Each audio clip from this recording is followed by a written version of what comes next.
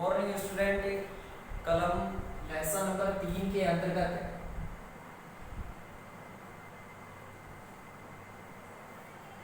और विषय सामाजिक 9th क्लास के अंतर्गत भारत की प्रमुख नदियों के बारे में अध्ययन कर रहे थे। तो नदियों को कल हमने दो पार्ट में डिवाइड किया था कि भारत की नदियों को दो भागों में बांटा गया है। एक हिमालय से निकलने वाली नदियां तथा दूसरा प्रायद्वीपीय नदियां। तो भारत की नदियां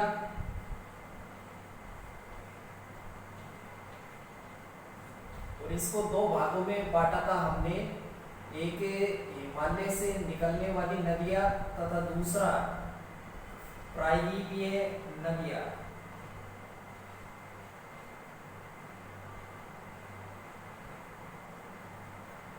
तो मुख्य रूप से आज हम जो अध्ययन करेंगे वो हिमालय से निकलने वाली नदियों के बारे में बेटा अध्ययन करेंगे, क्योंकि भारत को 6 प्रमुख भौतिक प्रदेशों में बांटा गया है और उसी के अंतर्गत हमने भौतिक प्रदेश के बारे में अध्ययन किया था जिसका नाम था हिमालय पर्वतीय क्षेत्र। यदि मैप की दृष्टि से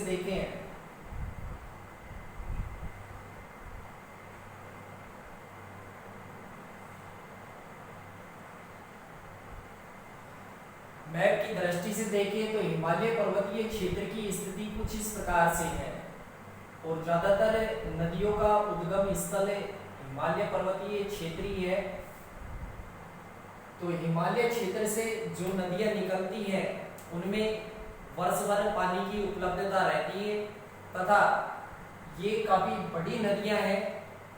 और इन नदियों की बात करें तो चाहे गंगा नदी हो, चाहे ब्रह्मपुत्र नदी हो, चाहे सिंधु नदी हो, ये तीनों ही हिमालय से निकलने वाली बड़ी नदियां हैं। इनमें वर्षा के कारण वर्ष भर जल पर्याप्त मात्रा में उपलब्ध रहता है तथा अगर बात करें इनके उद्गम स्थल की तो उद्गम स्थल पहाड़ी क्षेत्र है तो बर्फीला क्षेत्र भी है और बर्फ के पिघलने के कारण भी इन नदियों को जल जो है वो मिलता रहता है, इसलिए इन नदियों में पूरे वर्ष जल रहता है। जबकि प्रायद्वीपीय पठारी क्षेत्र की जो नदियां हैं, इस क्षेत्र की जो नदियां हैं वो इतनी बड़ी नदियां भी नहीं है और उनमें वर्ष भर जो है वो जल भी उपलब्ध नहीं रह पाता है। तो दो प्रकार की नदियों में हमने डिवाइड किया, एक हिमालय पर्वतीय क्षेत्र की नदियां और दूसरा प्रायद्वीपीय पठारी क्षेत्र की नदियां। तो सबसे पहले हम हिमालय पर्वतीय क्षेत्र की जो नदियां हैं उन प्रमुख नदियों के बारे में अध्ययन करेंगे। तो सब यहाँ पर एक जगह पड़ती है बेटा, भारत से बाहर का क्षेत्र है और इधर तिब्बत। तो यहाँ पर एक झील है जिसका नाम है मानसरोवर झील। तो यहीं से अधिकांश नदियों का उद्गम होता है। जैसे कहें कि सिंधु नदी का उद्गम यहाँ से होता है और यहाँ से सिंधु नदी कुछ इस प्रकार से निकलती हुई पाकिस्तान में प्रवेश करती है और पाकिस्तान का एक शहर है जिसका नाम है कराची। कराची के पास जाकर के अरब सागर में यह विलुप्त हो जाती है अर्थात गिर जाती है, यानी कि उद्गम शुरुआत और यहाँ पर आकर के समाप्त हो जाती है, क्योंकि यहाँ पर आकर के अरब सागर में मिल जाती है। तो इस नदी का नाम क्या है? इस नदी का नाम है बेटा सिंधु नदी। सिंधु नदी की सहायक नदियां भी है, सतलज, रावी, चिनाब, व्यास और झेलम। ये नदियां जो हैं वो भी यहाँ से निकल करके इसमें मिलती है, क्योंकि सिंधु नदी जो है वो एक बड़ी नदी है और अनेक छोटी नदियां सतलज, रावी, चिनाब, व्यास, झेलम कुछ इस प्रकार से ये नदियां इसमें आकर के मिलती हैं और फिर संपूर्ण जो जल है वो कहाँ पर जाता है? पाकिस्तान में। और पाकिस्तान में जाकर के अरब सागर में यह नदी अर्थात सिंधु नदी विलुप्त हो जाती है।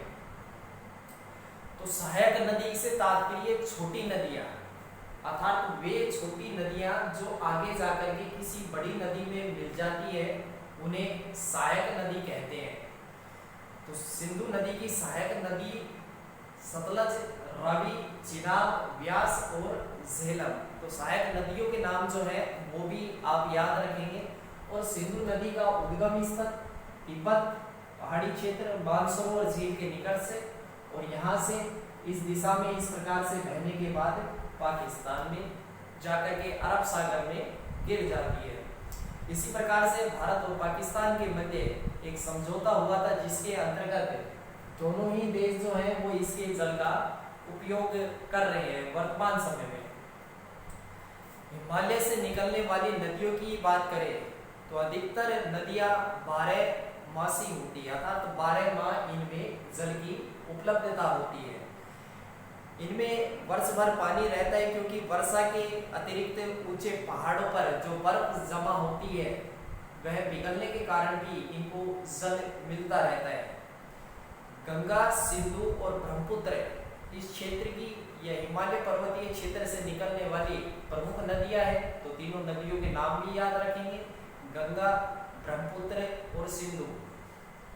तथा किसी छोटी नदी में या किसी बड़ी नदी में जो छोटी छोटी नदियां आकर के मिलती है उसे क्या कहते हैं, उसे सहायक नदी कहते हैं। इसी प्रकार से सिंधु नदी की लंबाई की बात करें तो सिंधु नदी की बेटा लंबाई भी आपको याद होनी चाहिए। सिंधु नदी की कुल लंबाई 2900 किलोमीटर है।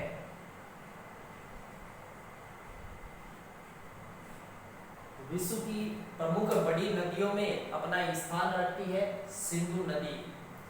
काफी प्राचीन नदी है ये, और जाकर के विलुप्त कहाँ होती है, गिरती कहाँ पर है ये, अरब सागर में। तो इसी क्रम से हम निरंतर अध्ययन करते रहेंगे। और आज हमने एक प्रमुख नदी के बारे में अध्ययन किया है, सिंधु नदी के बारे में, इसका उद्गम स्थल, समापन, सहायक नदियों के नाम और इसकी स्थिति, इसकी लंबाई आप इसी प्रकार से याद करेंगे। और लेसन नंबर 2 जो हमारा पूरा हो चुका है उसका पीडीएफ के माध्यम से क्वेश्चन आंसर जो है वो आप तक पहुंच जाएंगे। तो निश्चित रूप से वो क्वेश्चन आंसर भी HW की कॉपी में करने हैं। और इसका पीडीएफ जो है, जो आज मैंने अध्ययन कराया है, इसका पीडीएफ के माध्यम से जो नोट्स है वो भी पहुंच जाएंगे। अपने HW की कॉपी में निरंतर वो करते रहे। धन्यवाद।